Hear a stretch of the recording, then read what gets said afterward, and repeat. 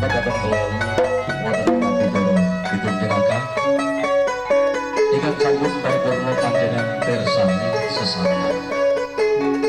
Adicara candhaipun sumangga kita pirsani sareng-sareng kados pundi beberipun cariyos paelakon ing dalu punika kanthi judul Joko Galing.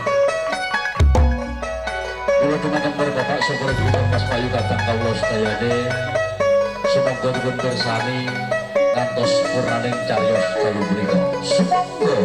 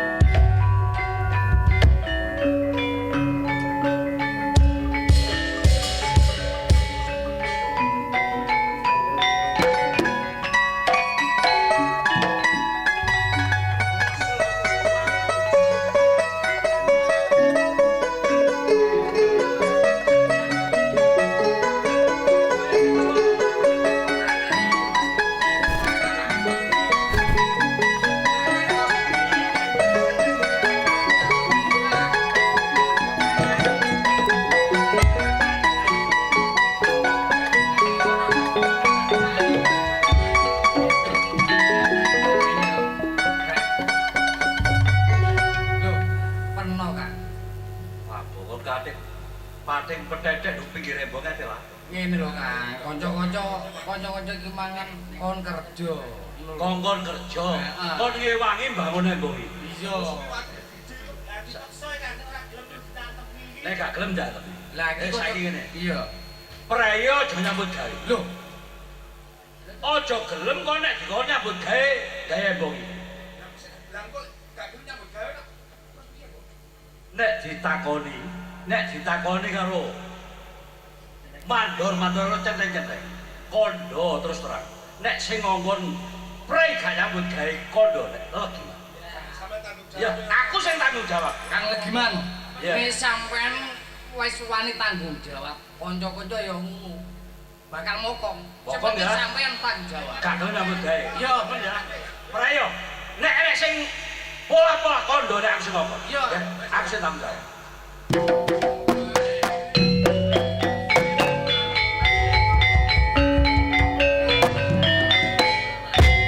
Sampeyan wis krungu omongane Kang Legiman. Yen awake dhewe kon mokong anane kerja rodi antara Jombang sampai Babat. Awake temen aku seneng. Lho, Mas yo luyo kaya apa ya? Nek wadah gak kebiman kaya ngono. Ayo dudu. hmm. Jawab to pakai sih. Motor cetek-cetek rene ora masalah. hei Ayo, Guys. Aku. Nyambut gawe ora ngene ora diapa-apano. Kaliren ora gelem ngakon kabeh arek. Lagi ae.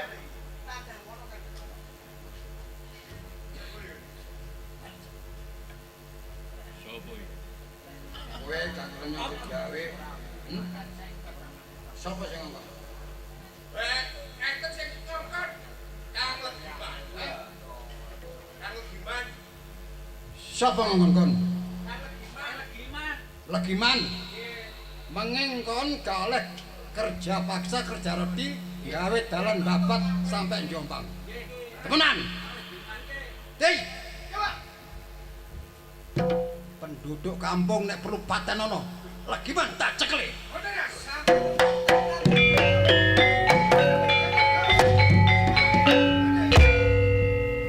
Kabeh iki wis niat lantak kajabi. Aku mokong. Timbangel karo aku. Iya, kakek aku. Dodoli cecok. Mo.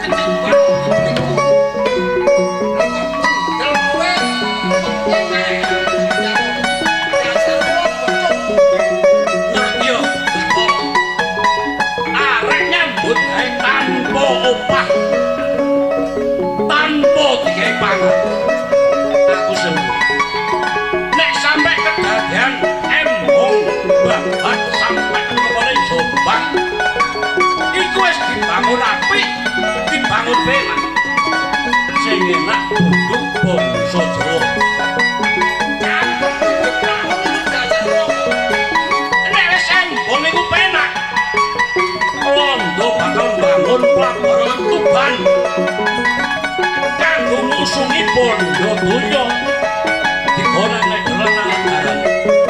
Nek riko cek belani balik bangsa londo. Menungso keblinger kepala Jawa.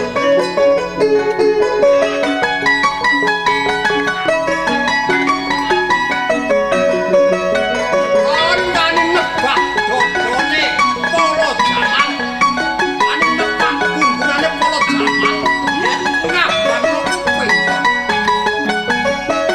Apa kandhamu? Tekad niat nyawa kanggo tetone. Ora ngerti. Para jaman sing disungkani wong sak daerah kaleng sampai luar. Dama. Nek wong lawan sampe wong sungkan balik niku. Aku nek kanggo dhewe. Aku ora sungkan babasan balik niku. Apa sing kon bukti niku mangan nek gak dikire bangsa londo. Pan, butek donya wis brebeken. Keduweane para jaman. Ilmune para jaman. Bacok loro bener micir tumbak laka-lakae para jaman. Gawean sebalike lebih mantap piye Joko Momo. Oh, sing kodhok-kodhok nek kan bareng.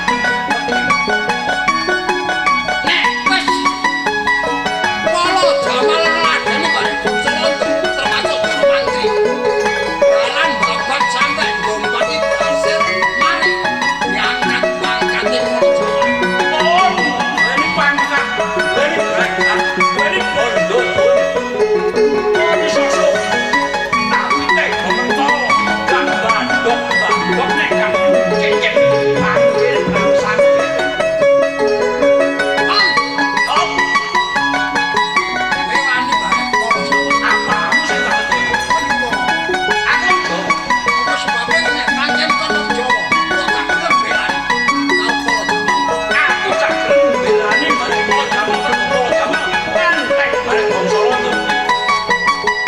Lah nek aku belani wong Jawa, apa bandane iki?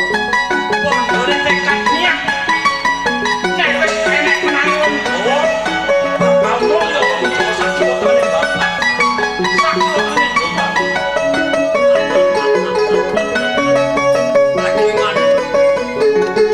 Nek mbok terus ngomong ngono, berarti kon iki deder karo. Iya, jelas Pak. Bahkan ana truk sing satu, pukulan musuh. Sak mestine wae. Wis ayo, pisan. Menisan ora idono, kudu papan lagi wis. Ayo. Kala Jamal apa gimana sing mbok mati. Ora mundur sak Jombang. Ngadhepi bareng kae bangsa Londo.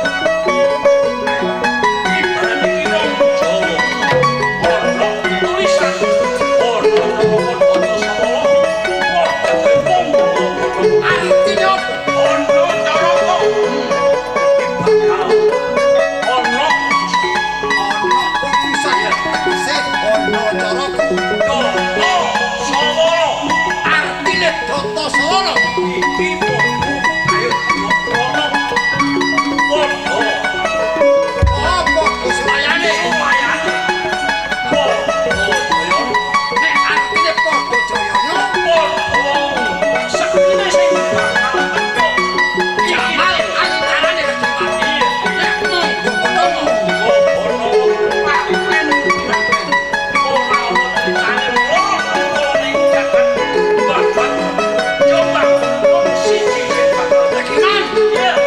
wis ngucap bisa jeblak. Aksara Jawa ana Caraka Doto Solo padha jayanya. Padha-padha nek dibalik